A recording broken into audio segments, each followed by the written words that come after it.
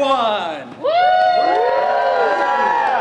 Welcome to the Grad Center Amphitheater for tonight's performance of the complete works of William Shakespeare, Abridged. Now, a few things before we get started off.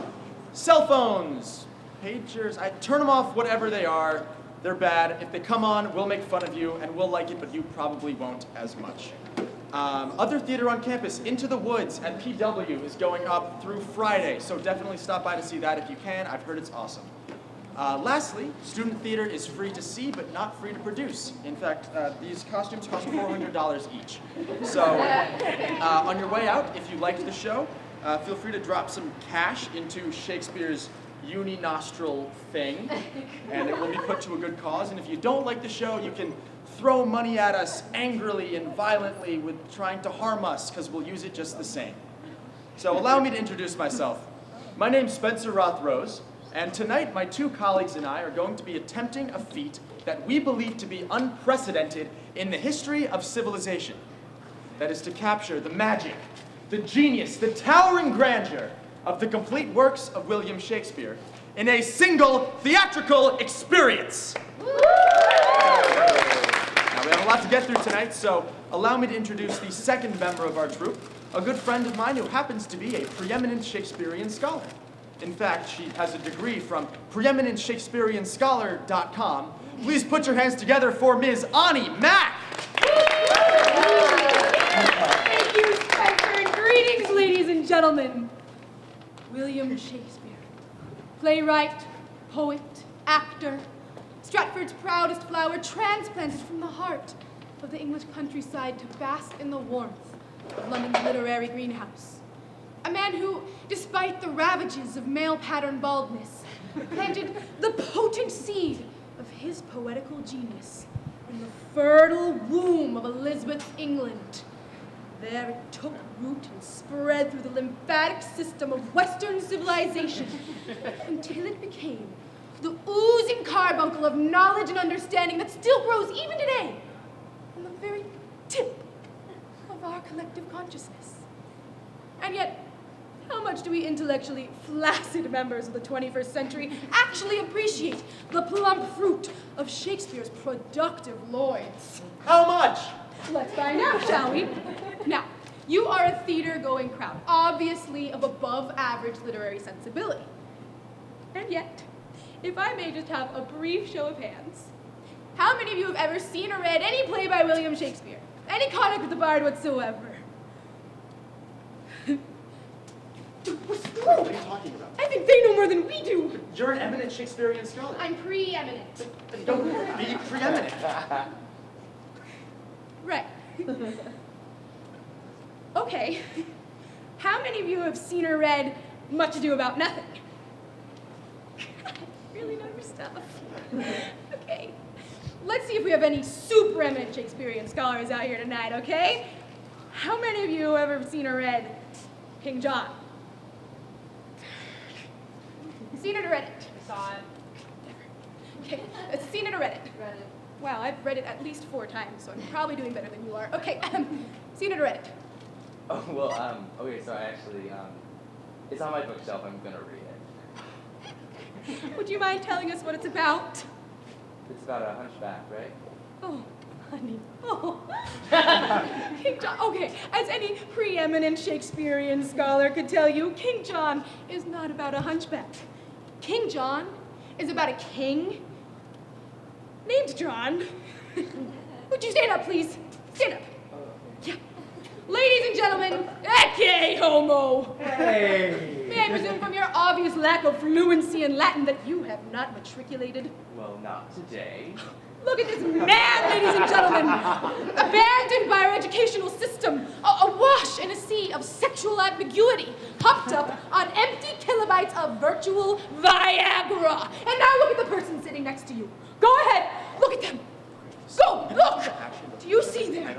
The same vapid expression, the same pores clogged the acne of intellectual immaturity. Or do you see, keep looking, keep looking.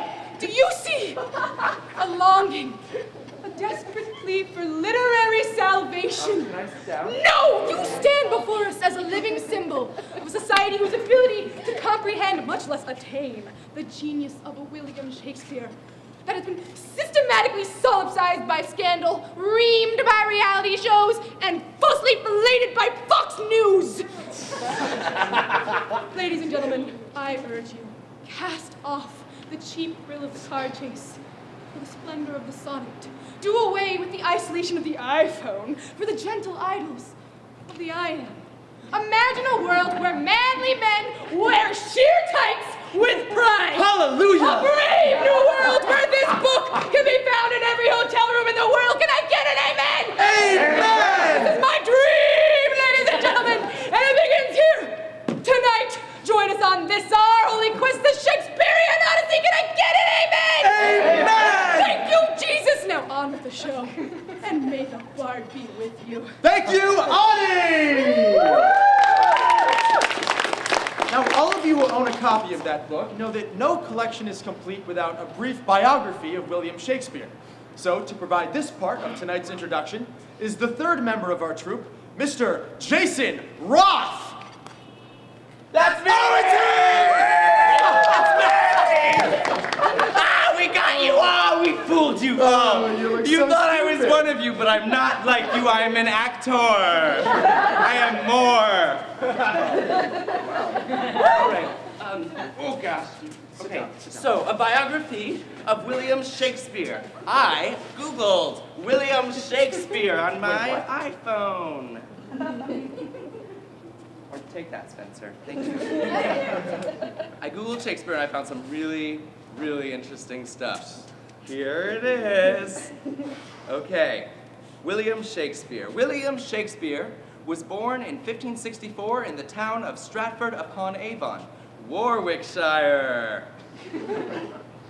The third of 8 children, he was the eldest son of John Shakespeare, a locally prominent merchant, and Mary Arden, daughter of a Roman Catholic member of the landed gentry. In 1582, he married a farmer's daughter named Anne Hathaway. Oh, Anne Hathaway, Spencer. Different Anne Hathaway. Oh, okay, that's a shame. Shakespeare arrived in London in 1588. More information on Shakespeare, please, Siri. Great, thank you, Siri. Okay. He dictated to his secretary, Rudolf Hess, the work Mein Kampf, in which he set forth his program for the restoration of Germany to a dominant position in Europe. After reoccupying the Rhineland zone between France and Germany and annexing Austria, the Sudetenland, and the remainder of Czechoslovakia, Shakespeare invaded Poland on September 1st, 1939, thus precipitating World War II. I never knew that before, Spencer. Shakespeare remained in Berlin when the Russians entered the city and committed suicide with his mistress, Eva Peron. He lies buried in the church at Stratford, though his head is frozen in a holding tank in Glendale, California. Thank you. Thank you, Jason! Now, without further ado, we are proud to present the complete works of William Shakespeare, Abridged.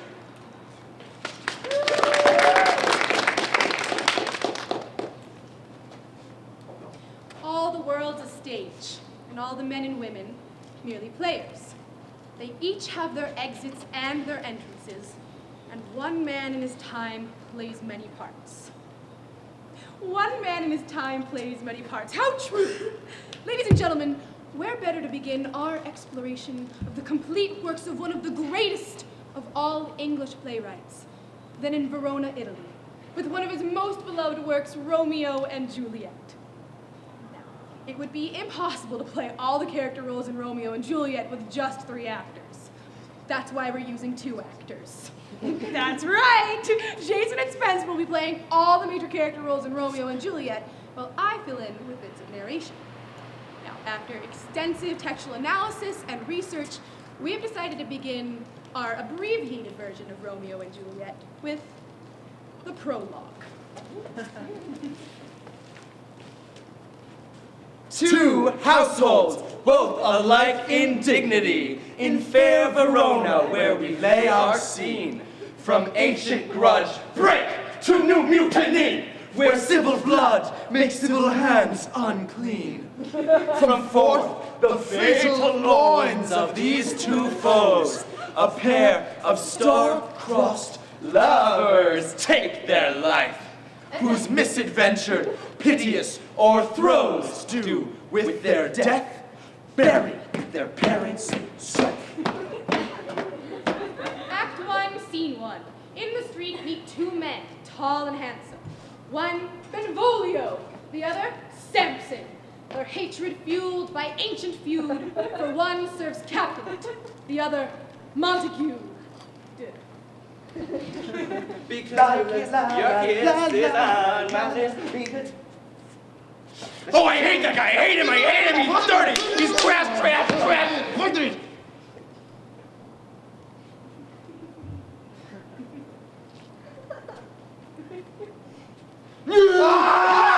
you bite your thumb at me, sir? I do not bite my thumb at you, sir. Do you bite your thumb at me, sir? I bite my thumb, sir. I do not bite my thumb at you, sir. Do you quarrel, sir? Quarrel, sir. No, sir. If you do, sir, I am for you, sir. I serve as good a man as you.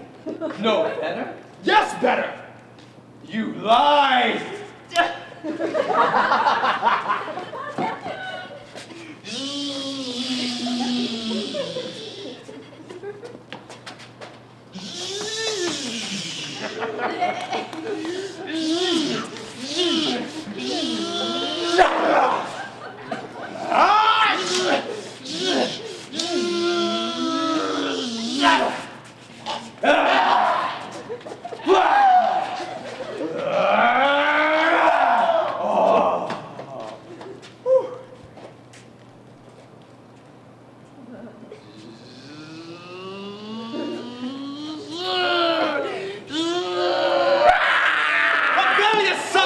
Enemies of the peace. Oh, it's the prince. Sorry. The character formerly known as Prince. Profaners of this never-stained steel. You, Capulet, shall go along with me. Come you this afternoon, Benvolio, to know our farther pleasure in this case. Oh, where is Romeo? Saw you him today? Right glad I am he was not at this fray. But see, he comes. Romeo! He cried. Oh, no, his grievance or be much denied. Good morrow, cuz. Is the day so young? But news struck 9. Sad hours seem long. What sadness lengthens Romeo's hours? Not having that which having makes them short. In love. Out! Out of love. Out of her favor where I am in love. Alas, that love, so gentle in his view, should be so rough and tyrannous in proof. Alas, that love, whose view is muffled still, should without eyes see pathways to his will. Oh. Go ye to the feast of Capulets. There sups the fair Rosaline, whom thou so lovest, with all the admired beauties of Verona. Go thither, and compare her face with some that I shall show, and I shall make thee think thy swan a crow. I shall go along, no such sight to be shown, but to rejoice in splendor of mine own. So much for Act 1. Now to the feast of Capulet, where Romeo is doomed to meet his Juliet, and where, in a scene of timeless romance, he'll try to get into Juliet's pants. Dress.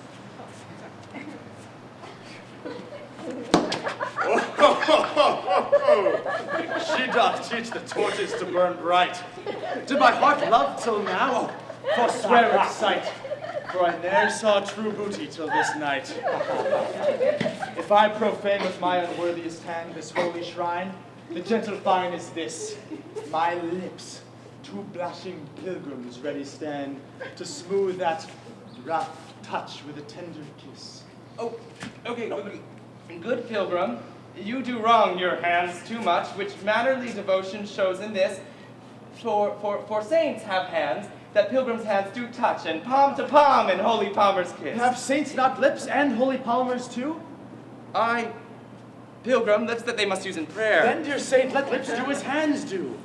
Saints, do not move, though grant for prayer's sake. Then move not, while my prayers effect I take. And from my lips the sin that they have Oh, taught. sin from my lips! Trespass sweetly urged, give me my sin again! No, Spencer, I don't want to kiss you. I've never had a stage kiss before, and I just don't want to do it in a dress. We've all been there. What do you want to do? We have to do something. Okay, I could do the kiss, I guess. Oh, Okay, great. just, could you close your eyes so that it's a little more romantic. Yeah, Yeah. I like that, Okay.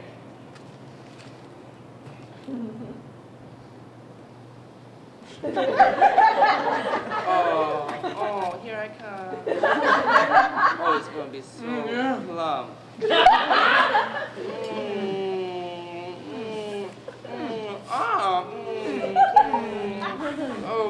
Oh, you kissed by the book. What coming, mother? Monsieur Capulet? Ah, so I fear. The more is my unrest. Wait, what are you doing? The balcony scene. Oh. What soft, what light through yonder window breaks? Oh, Romeo, Romeo! Wherefore art thou, Romeo? Deny thy father and refuse. Hey, buddy, stop. I know what you're looking at. Stop. Stop, please. Okay. Male gaze, am I right? Or if thou wilt not, be but sworn, my love, and I'll no longer be a Capulet. Oh, what's in a name anyway? That which we call a nose by any other name would still smell. Oh, Romeo, Romeo, oh, who needs Romeo anyway? Oh, I'm so sorry, Spencer. Okay, doff thy name, which is no part of thee. Take all myself. I take thee at thy word. Call me but love, and I shall be new baptized. Henceforth, I shall never... What did you just say? What did you just say? Call me but love, and I shall be... Call him butt love? Butt love. Okay, he doesn't get it. There's nothing to like get. like a butt love, butt love. Okay, It's I'm sorry.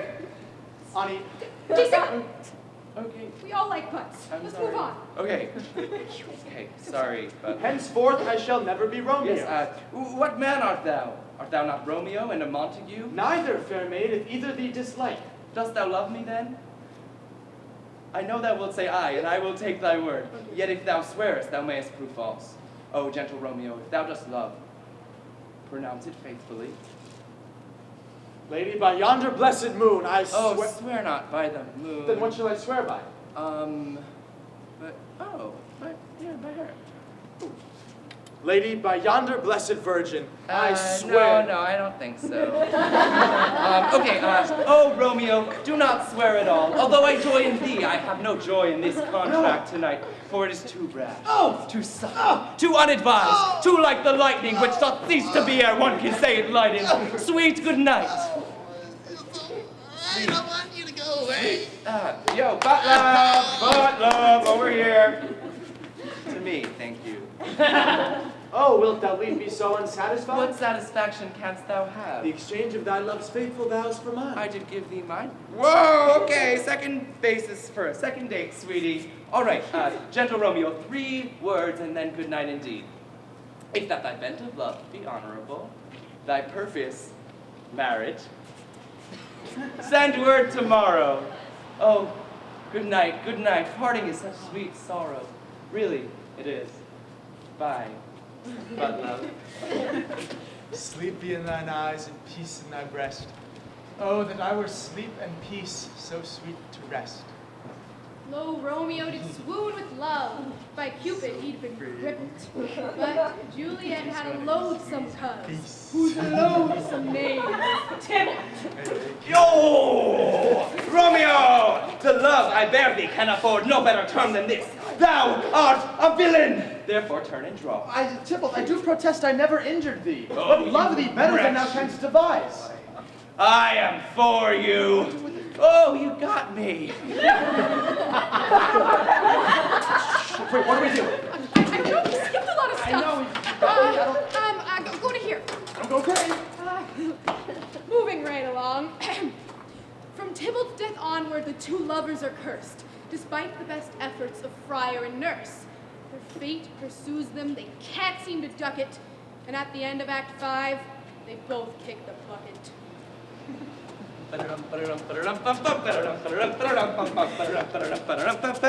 Gallop apace, you fiery-footed steeds, and come, knight, immediately. Oh, come, knight, come, civil knight, come, Romeo. Oh, knight, knight, knight, knight, come, come, come, come, come. I didn't write this shit. And bring me my Romeo. Oh, it is my nurse. Now, nurse, what news? Oh, alack the day. He's gone. He's dead. He's killed. You cannot be so envious. Oh, Romeo, Romeo. Who would have thought it? Romeo. What devil art thou to torment me thus? These tortures should be roared to dismal hell. Has Romeo slain himself? Oh no! God, he's gone! He's killed! He's dead! He's killed! Oh, what are you doing tonight? I saw Afterwards, it. maybe we could... I saw it with my Yes, own thank- eyes. oh, God okay, save the that's fine. mark here in his manly breast. Oh, is Romeo dead? And Tybalt too? My dearest cousin and my dear lord, let dismal trumpets sound the general doom. No, Juliet, no. Tybalt is gone and Romeo banished. Romeo that killed Tybalt, he is banished. Oh, God! Hath Romeo's hand shed Tybalt's blood? It did, alack the day it did.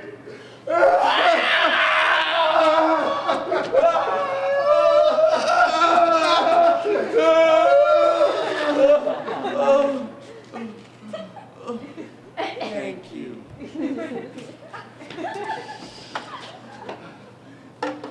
Now, Romeo is alive. Who would have slain Tybalt? Well, that's good, isn't it? That's good, isn't it? Come on, thank you. That's good. Damn straight, it's good. And Tybalt is dead. Who would have killed my husband? Well, that's good, isn't it? That's good, yeah. So why do I feel like shit? Oh, this is not a good day for Juliet, is it? This is an icky poo-poo god. It's Amina! Friar Lawrence. I'm Friar Lawrence. Romeo is banished. Oh, yes. Tybalt is dead, and I've got cramps in that not-so-fresh field. Oh, Juliet, I already know thy grief. Take thou this vial, and drink thou off, and presently, through all thy veins, shall run a cold and a drowsy humor. Draco. Oh, I feel a cold and a drowsy humor running through my veins. Oh, are you so? Ooh, this feels kind of nice. Oh, ooh. Oh, I don't feel so good anymore. Yeah, I'm just gonna sit down again where I was sitting. I'm sorry. It was just really embarrassing.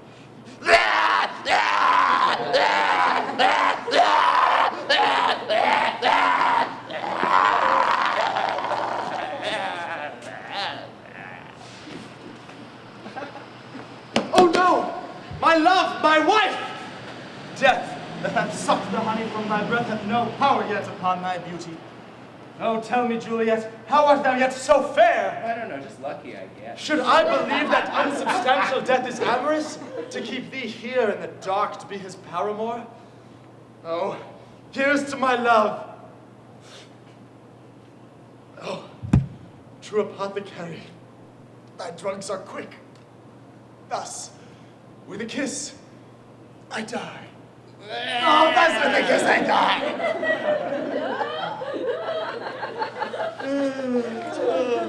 Oh, good morning. Oh, good morning. Oh, where is my Romeo?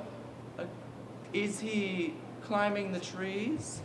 No. No. Is he somewhere in Grad Center right now? Maybe using the bathroom? no. Is he dead of poison? Yeah.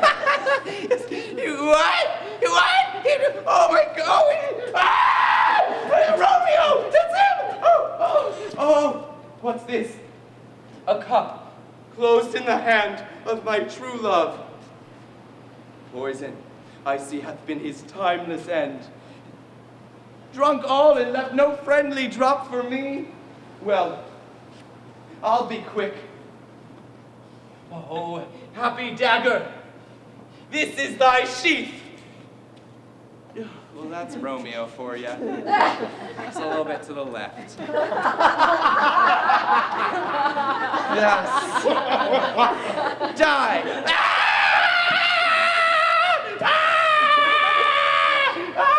There, rust, and let me die. The end. Thank you. Epilogue. A glooming peace this morning with it brings. The sun for sorrow will show its head. Go forth and have more talk of these sad things. Some shall be pardoned and others punished. For never was there a story of more woe than this of Juliet and her Romeo. And Romeo and Juliet are dead! Thank you, everyone! Good night!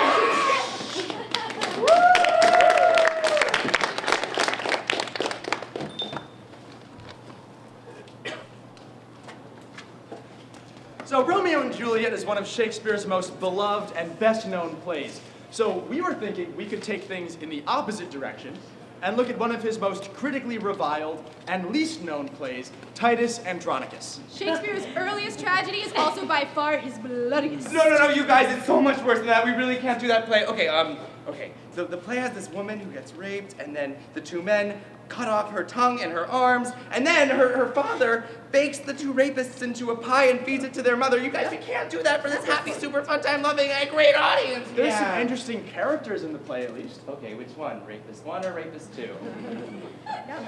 Maybe we shouldn't do this play. Yeah, like, how did Shakespeare even come up with this? Like, what a sicko, right? Well, actually, he was trying to capitalize on the success that his contemporary Christopher Marlowe had, writing bloody revenge plays. Actually, that makes sense because Titus Andronicus was actually one of Shakespeare's most popular plays during his lifetime. Yeah, but his target audience did spend their time dying of the plague and pooping in the streets. Like, That's an unfair generalization. I don't know if it is. Well, okay, if we can't do Titus Andronicus itself, we might as well do the story of how it was written. No, we don't have a script for that. I guess this means we're gonna have to do some improv. Oh my god. Jason, if we do improv, do you promise to behave? Yes. And... Ladies and gentlemen, Shakespeare on the Green presents The story of how Titus Andronicus was written.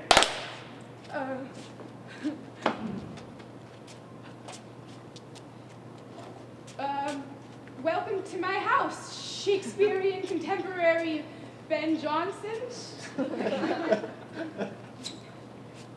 It's a pleasure to be here, noted Elizabethan playwright Christopher Marlowe.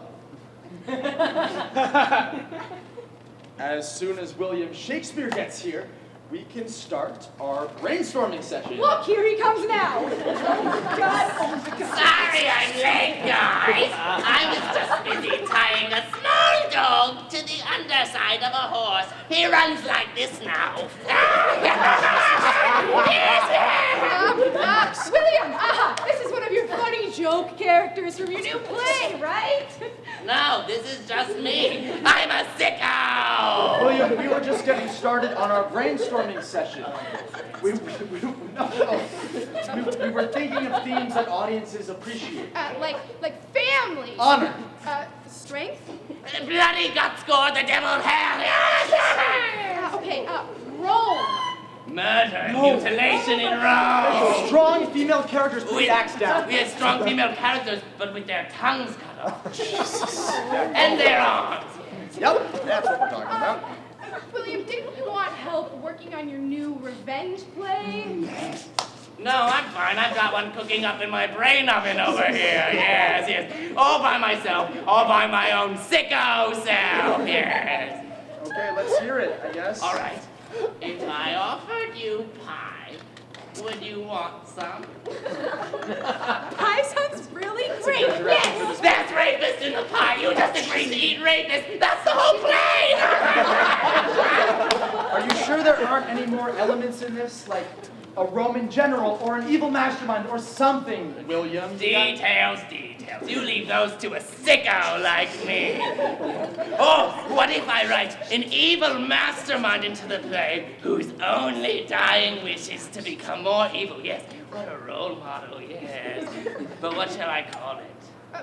You could name it after the main character. Sorry, I wasn't listening. It's just these underwear. They're so tight. They're so tight.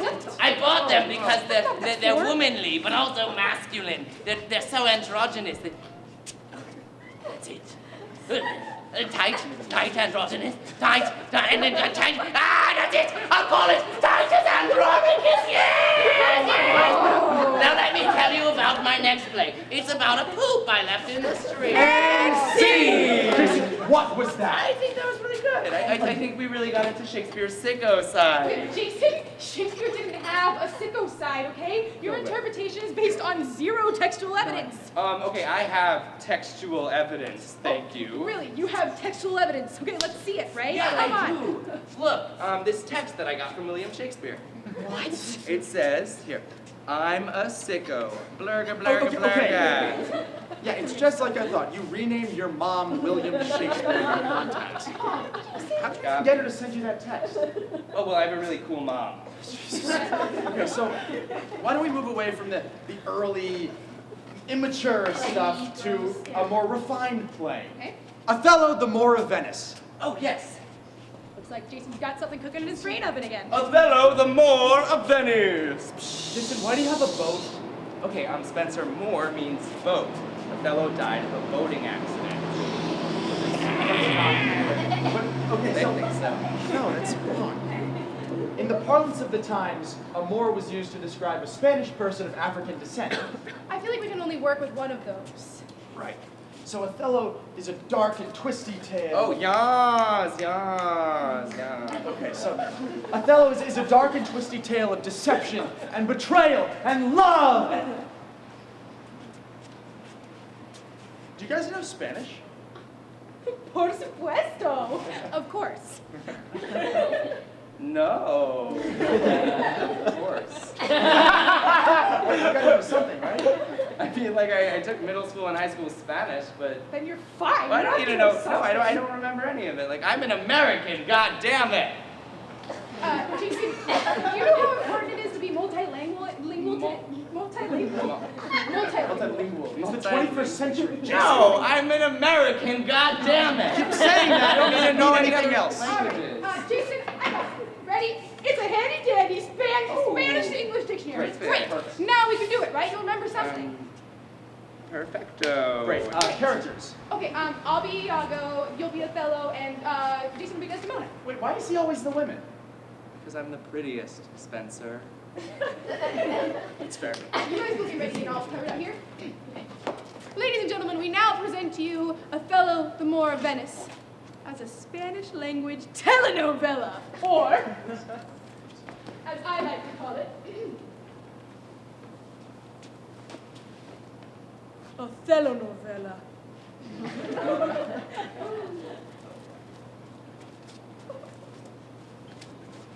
Hola, Othello! Oh, Iago, mi mejor amigo. ¡Mi mejor amigo! ¿Qué quieres hacer hoy? Frostfall. ¡Trustfall! Ah, listo. Sí. ¡Ah! ¡Ya! ¡Oh, qué divertido! Hola, Othello. ¡Oh, Desdemona! La mujer más bella del mundo. Dime, ¿quién te hizo tan bella? Sí. ¿Quieres casarte conmigo, Desdemona? Sí. Baila. Sure. Tendré mi venganza. Oye, hay que irme. Pero primero, un regalo para ti.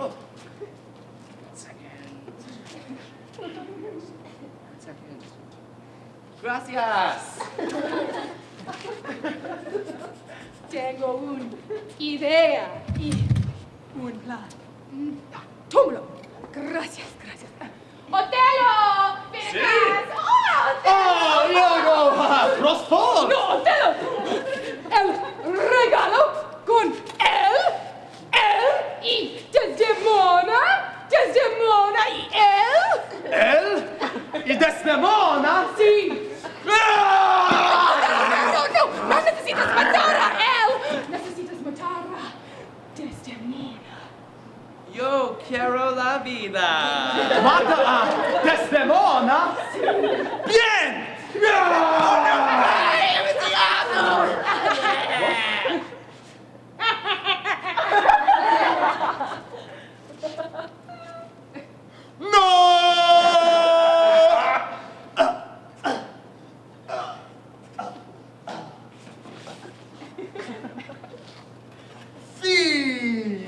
Gracias. Thank you. Muchísimas gracias a ustedes. Fue tan divertido hacer Otelo para ustedes. You got it. No, yo no puedo. ¡Oh, qué fantástico! Yo puedo hablar en español. Oh, no necesito esto ahora. Oh, ahora yo comprendo el chiste de Arrested Development con hermano. Okay, so we need to do English now. Ahora, What? yo no puedo hacer el inglés. Nunca más. What? Oh, es un problema. Can ¿Qué this voy a happen? hacer? ¿Qué pasó? Do you have any doctors? Anyone know anything about this Un condition? doctor, por favor. Oh, la ropa, dime. Oh, espera, ni lo de mani. What is that? Long day three. Hebrew. I know, I went on birthright. One more time. I'm not gonna be able to tell my parents that Jason, you're back! I'm an American, god damn it! Why don't we move away from this dark, terrifying stuff and onto some lighter material, maybe a comedy. Go comedy! Now, Shakespeare's comedies were greatly influenced by the Roman works of Plautus and Terence, Ovid's hilarious Metamorphoses, as well as the rich Italian tradition of Commedia dell'arte. He was a genius at borrowing and adapting plot devices from these different theatrical traditions. Ani, that sounds like a lot like plagiarism. Shakespeare didn't plagiarize. He distilled. Yeah.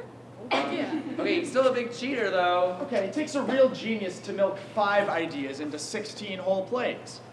Yeah, but like I can never tell the difference between any of them. Like, okay, what's the play, the Shakespeare play, with the big shipwreck, the mistaken identities, and then the big wedding at the end? Which one is it? Which one? And comedy of errors and measure for measure. Sorry, it's all of them. They suck. Well, obviously, Shakespeare should have written one exemplary play instead of 16 sucky ones, which is why I have taken the liberty of condensing Shakespeare's comedic diarrhea into a single, solid, well-formed lump of hilarity, which I have entitled The Comedy of Two Well-Measured Gentlemen Lost in the Merry Wives of Venice on a Midsummer's 12th Night of Winter. Or Cymbeline taming Pericles the merchant in the tempest of love as much as you like it for nothing. Or Four Weddings and progressive gender expression. Act 1. A Bohemian duke swears an oath of celibacy, turns the rule of the city over to his tyrannical brother, and sets sail for the golden age of Greece. While rounding the heel of Italy, the duke's ship is struck by a terrible tempest that casts him up on a desert island along with his sweet, beautiful, and clueless young daughter. Oh, dear father, I am so lonely and pubescent on this island. I am sad, boo-hoo, and frisky. Rawr! Oh, precious daughter, watch out for symbols of colonial oppression lurking in caves, waiting for virgins. Okay, bye-bye! Meanwhile, the duke's long-lost son, a handsome, dashing, and clueless young merchant, has also been shipwrecked, coincidentally, on the very same island. What shall I do for funds in this strange and foreign land? I know, I must needs find me an old Jew. Oh, look, here cometh a convenient Judeo-Italian stereotype now. Oh, what's the matter, you need a payday loan for me? Yes. The wicked Jew tricks the merchant into putting his brains down as collateral on the loan. Such a deal? Act 2. Fearing ravishment, the beautiful young princess disguises herself as a boy and becomes page to a handsome, dashing, and clueless young soldier. You there, boy! Yes? I mean, yes. You shall woo the lady Olivia for me, for she is shrewish, and I am sick with love. I too feel phlegmy down there, for though I may not speak it, I do love you, though I am a boy. I swingeth not that way, boy. Go, deliver the message to Olivia. Hence! Whence? Hide thee thither from hence to thence! Act 3.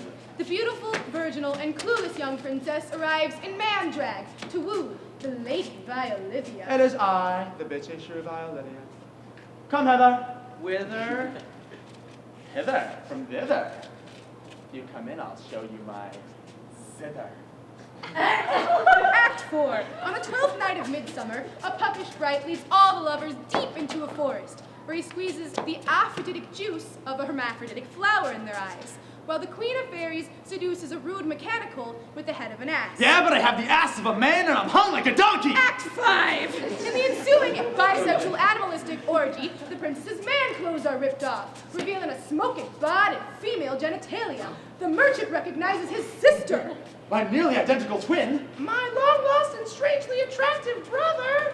The shrew realizes that sexuality is actually a spectrum. Oh, brave new world. The dashing young soldier decides he actually prefers bottom. And thereby hangs a sweet tale. The Jew exits, pursued by a bear. Oi, a bear. And they all get married in any of the 35 states in which such unions are legal, and maybe more in June, while all of their servants and lackeys stand in a semicircle and watch. Now, give us your hands if we be friends. Because all is well that finally ends. Thank you.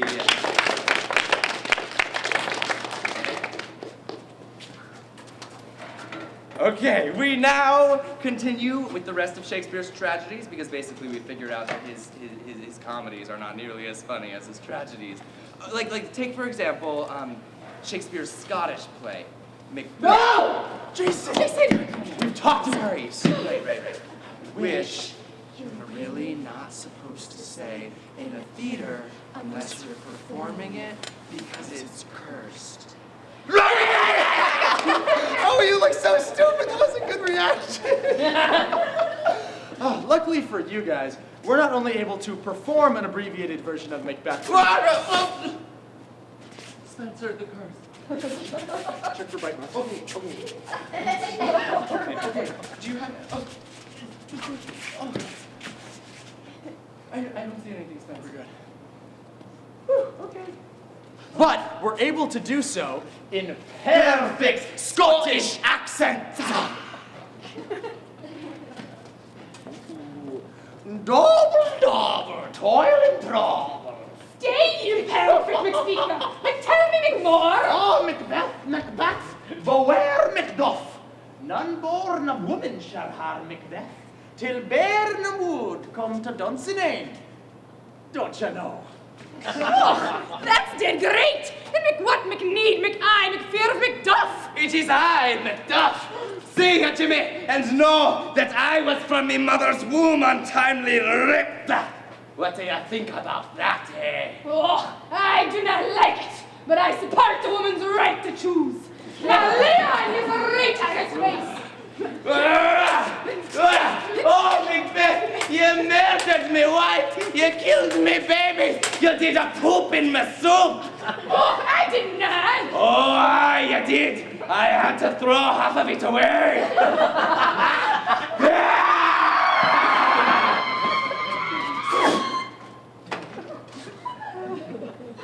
Behold, here lies the usurper's cursed head. Oh, Macbeth, your arse is out the windy. No! Yes, it is. I'm gonna throw you out. No, don't do it. I've paid all my rent. Yes, I'm gonna throw you out. You never cleaned the stove. And no, that never was there a tale of more blood and death than this, a Mr. and Mrs. Macbeth. Thank ye. Meanwhile, Julius Caesar was a much beloved tyrant. All hail Julius Caesar. Hail, Who citizens! was warned by the soothsayer. Beware the Ides of March. The great Caesar, however, chose to ignore the warning. What the hell are the Ides of The March? 15th of March. Why, that's today! Et tu, brute! Friends, Romans, countrymen, lend me your ears. I come to bury Caesar. So bury him. And let's get on to my play. Antony! And Cleopatra! Oh, is that an asp I see before me? Okay. Oh,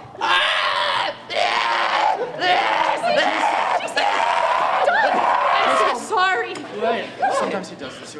they liked it. No, they didn't. Jason, you have this bizarre notion that all of Shakespeare's tragic heroines wear really sexy wigs and vomit on everyone before they die. Well, don't they? No, Jason, get a clue. Okay? Antony and Cleopatra is not a Pepto-Bismol commercial. Good joke. Thank you. It's a romantic thriller about a geopolitical power struggle between Egypt and Rome. I'm sorry. I'm sorry. If I knew that it was one of Shakespeare's geopolitical plays, I never would have screwed with it. Shakespeare's geopolitical work is some of my favorite stuff. Like the themes that he wrote about 400 years ago that are still relevant today. Like, Ani, what's that play with, like, how nuclear energy affected the Soviet Union? Jason, Shakespeare never wrote anything about the Soviet Union. Yeah, he did. It's called Chernobyl Kinsman, and it is intense. It's about how this nuclear reactor melts down and then starts polluting all the neighboring kingdoms' air and water. And the king of Chernobyl denies that it ever happened, even though the peasants are like growing snakes out of their nipples and stuff. Okay, Jason, you're thinking of Two Noble Kinsmen. Not Chernobyl Kinsman. Two Noble Kinsmen, Two Jason. noble kinsmen? Yes. What's that about? It's about a girl who goes insane with the fear that her boyfriend's gonna be eaten by wolves and her father hanged. So where's Boris Yeltsin in that? Boris? Boris? No. You know what? Okay, I've never even heard of that play, so. Well, I'm not surprised you haven't heard of it because it's not actually. Maybe I should explain. Ladies and gentlemen, Two Noble Kinsmen falls into the category of Shakespeare's works known as the Apocrypha, or in other circles, the obscure plays, or the lesser plays, or simply the bad plays. But not all the Apocrypha are completely without merit. In fact, one of them, Troilus and Cressida, is hardly crap at all. I actually talk about it at great length in my soon-to-be-released book about Shakespeare, entitled I Love My Willie, which I'd love to whip out for you right now. Wait, Ani. My manuscript. Oh, okay. I thought it was gonna be your labia or something. Not tonight, Jason. All right. I was thinking we could do like a quick improvised version of Troilus and Cressida based on this I chapter. like that. We could do like an interpretive dance performance art piece. Oh, yeah. I love performance art. It's so pretentious. Like, we could use Troilus and Cressida as a jumping off point to explore, like, the transient themes of humanity or like the arising and dissipation of forms. Some props. Okay, Wait, props. actually, guys, I was thinking of more like a straightforward, scholarly approach. That's what people want. No, that's not what they want. Go ahead and read. They want props. Fine. Troilus and Cressida was written in 1603, published in quarto in 1604, and appears in the first folio, although this version is some 166 lines longer than that published in 1645, which is some 166 lines shorter. Oh, ladies and gentlemen, my manuscript has nothing to do with a dinosaur battle! This is my moment. And mine, I wrote a book. Give God. a voice to the silent. Actually discusses the possibility that Shakespeare's works were written by monkeys at a typewriter. I think it's groundbreaking work. No one's ever. Isn't there anything in here about the plot? Of course I cover the plot. What kind of Shakespearean scholar do you think I am? I cover the plot on the footnote of page 29. Troilus, younger son of Priam, king of Troy. Okay, King of Troy. So you'll be Troilus, Spencer, and then you're gonna be the king. Okay, I like that. Donnie. Great. All right. Loves Cressida. I'll get the whip. And has arranged with Uncle Pandrus for a meeting. Although she feigns indifference, she is attracted to Wait, him. I have to feign indifference? I want to feign indifference. You have to feign How could I do indifference. It's this? in the script. Really compatible.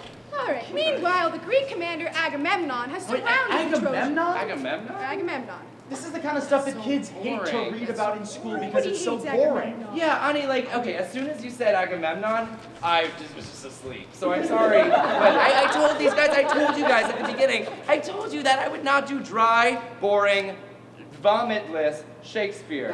Remember that? I mean, it's just gonna turn them off of Shakespeare. That's what happened to me. When I was in school, and we were supposed to be reading Shakespeare.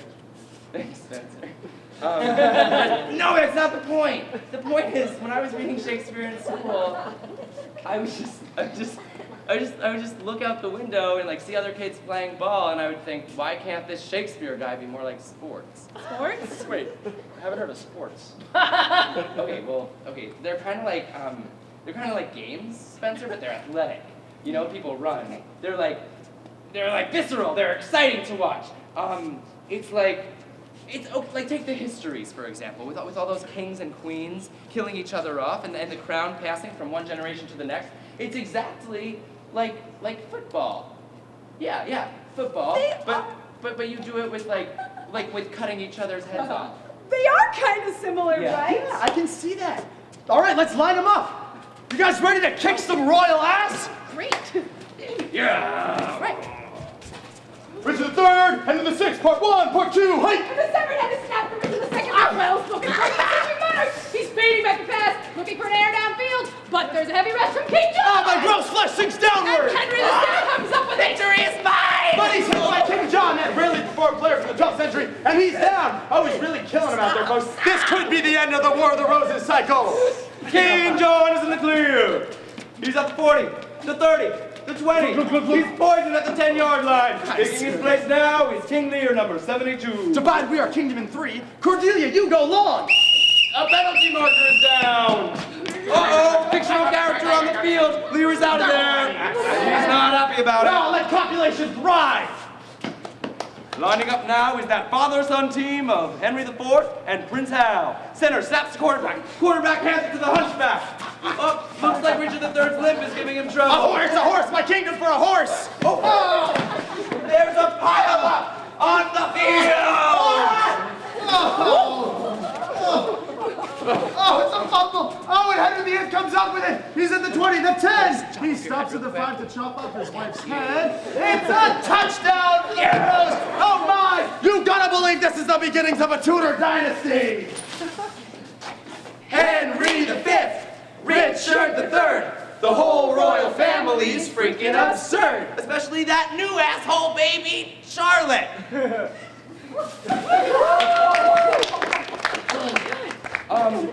Can I borrow someone's program for a second? Did you mind? Can I borrow your program? Wait, what are you doing? Thank you so much. Thank you.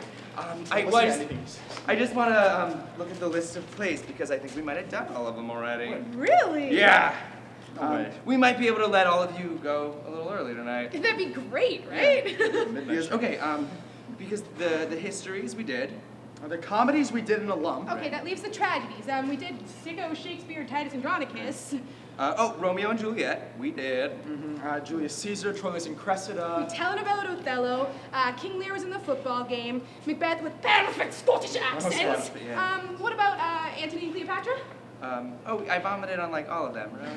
Right, okay. I would remember mentioning Timon of Athens anyway. Coriolanus? That's it. Could we not do that one, please? What's wrong with Coriolanus? I don't like the anus part. I find it really offensive. Okay, so we'll skip the anus play. Oh, you guys. Hamlet! Come on, how could we forget about Hamlet? I don't know, it's right there. You guys, Shakespeare didn't write Hamlet. What are you talking about, Jason? Of course, Shakespeare wrote Hamlet. What's it about? Okay, it's about a prince who was going insane with guilt because his uncle murdered his father. No, that's Lion King. You guys, Lion King is about a lion. You're thinking of King Lion. Ladies and gentlemen, 36 plays down, 1 to go. No, Ani, Hamlet's like really intense and long, and I don't know if we can do it justice. We don't have to do it justice. We just have to do it. Okay, I'm really tired from that football game. I just don't know if I could do it. Look, it's called The Complete Works of William Shakespeare. I think they'd like Fine, to we'll see just Hamlet. call it The Complete Works of William Shakespeare except Hamlet. Okay, that is the most ridiculous thing I've ever heard. Ooh, to that one. If you want to you can do it. I'm just gonna sit here next to my wife. Jason, get back here. All right, okay, stop. Jason. Stop. Stop touching me! I'm really sorry. You touched him after vomiting him too? Are you okay? Yeah, I'm fine. I'm fine, Spence. I'm really fine. And we're gonna do Hamlet now, right? Sure, let's do Hamlet. Jeez, suck a chill pill, man. All right, here's your program back. Sorry, got kind of trashed. Okay, opening scene is the guard scene. So we need Bernardo and we need Horatio. Rosencrantz and Guildenstern. No, we can skip. They have their own play. Jason! No! Wait, no! I swear to God, I will kill our lights, guys! No! You stop it! You want to do this without lights? Yeah, I did this! I am faster than you, honey! Get back here, Shakespeare!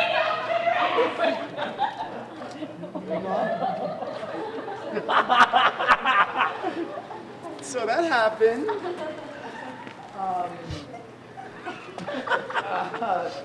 They should be back any minute. Ani's much faster than Jason. He's better at swimming, but she's better at bike riding, so she wins our triathlons for the most part. Are you guys liking the show? Yeah. I got nothing. Do you want to hear a joke? Yeah. Okay, good. It's the only one I know. Okay. How did the president propose to his wife? How, says everyone in the crowd to Spencer. Okay. He gets down on one knee and he goes, "Now, Michelle, I don't want to be all by myself. This is my nightmare. No, I have this recurring stress stream. It's your typical actor's stress stream where we're doing this show, right? And everything's going super well, and we're making great time, and you guys are laughing your asses off. And you know, for some reason, like my friend from high school is here. I don't really know what's going on. But then, all of a sudden, something happens, and I realize that we don't actually know what we're doing. And we're just making it up as we go along. And then, Ani and Jason just disappear. And I'm stuck here, having to entertain you guys for a whole hour by myself. But I'm naked!